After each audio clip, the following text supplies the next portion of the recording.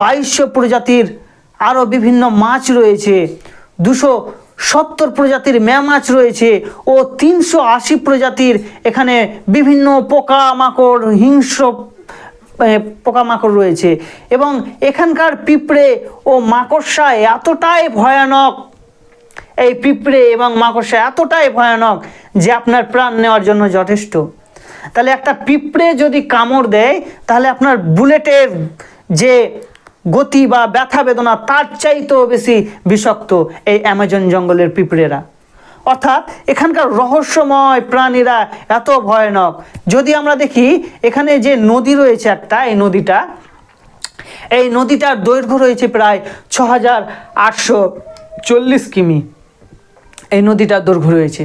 তাহলে এত বড় একটা নদী রয়েছে, এখানে যে নদীগুলো রয়েছে তার দৈর্ঘ্য যেটা বললাম আপনার, এই নদীর মধ্যে বিভিন্ন বিষাক্ত, বিভিন্ন হিংস্র প্রাণী রয়েছে, এখানে বিভিন্ন ধরনের মাছ রয়েছে।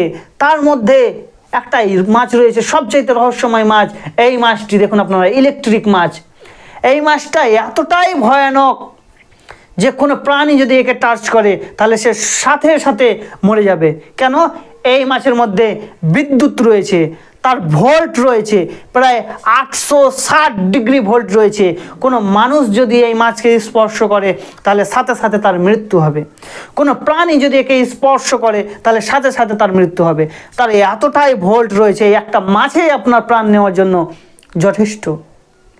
তবে এই নদীতে একজন সাঁতারে, অর্থাৎ সাঁতার কেটে একজন পার করেছিল। আপনারা নাম শুনেছেন অবশ্যই, মার্টিন স্ট্রেল নামে ম্যারাথন সুইমার এই নদী পারাপার করেছিল।